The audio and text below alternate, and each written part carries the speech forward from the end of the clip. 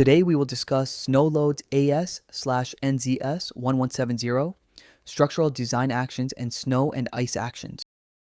Scope of AS/NZS 1170.3, it sets out procedures for determining ground snow loads, roof snow loads, and snow drifting and accumulation. The objective of this document is to design safe structures that can resist snow and its actions during construction and throughout their design life. Now, understand snow loading design step by step. Site data. It identified the site location and altitude to determine whether the structure falls into the alpine or sub-alpine region. Alpine regions are areas that receive significant snowfalls, while sub-alpine regions are those where snow does not generally accumulate. Select the design, working life, and importance level. Structure data input.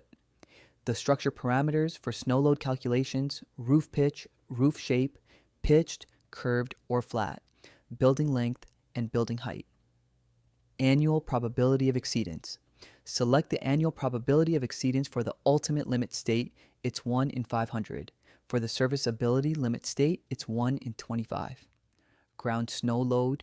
Ground snow load is the weight of snow per unit horizontal area on the ground. It depends on site location, altitude, annual probability of exceedance, and snow density. For alpine regions in Australia and New Zealand, ground snow load is calculated using specific equations, where Sg is the ground snow load in kilonewtons per square meter, K1 is the multiplying factor for terrain classification in Australia, AHO is the height above the Australian height datum, or mean sea level, and gamma equals 4.3 kilonewtons per cubic meter. For subalpine regions in Australia, ground snow load is calculated as for subalpine regions in New Zealand. Snow load is calculated as shape coefficients for alpine regions. Shape coefficients represent the shape of snow accumulation and vary for different roof types: mono-pitched roofs, multi-pitched roofs, duo-pitched roofs, and cylindrical roofs. Drifting caused by obstructions. When there's an abrupt change of height in a roof, or where the roof is protected by an adjacent higher obstruction, higher values apply where snow accumulates due to wind effects. Shape coefficients for subalpine regions. Section 7 of AS/NZS 1170.3 provides shape coefficients for subalpine regions for pitched roofs, obstructed roofs, and curved roofs. Exposure reduction coefficient. The exposure reduction coefficient accounts for wind exposure. It shall be 1.0 for subalpine regions, 1.0 for sheltered roofs, 0.75 for semi-sheltered roofs, and 0.6 for windswept roofs. Consideration shall be given to the future possibility of roof protection when choosing the exposure category. Roof snow load.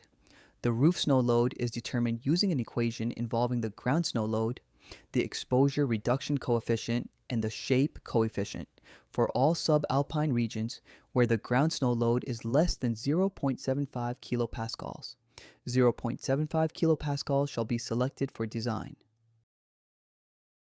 Snow overhanging the edge of roof. The load overhanging the edge of the roof shall be assumed to act at the edge of the roof, calculated using an equation where SE is the snow load per meter of roof edge due to overhang, K is the coefficient for irregular shape of snow at roof edges, equal to 0.5, and gamma is the average weight density of snow. Snow actions on obstructions. The coefficient of friction between the snow and the roof shall be 0 for lateral actions on snow guards or obstructions. The lateral force due to the sliding snow mass depends on the distance from the obstruction to the ridge and the pitch of the roof. Thanks for watching. Subscribe to Engineer 2025 for more.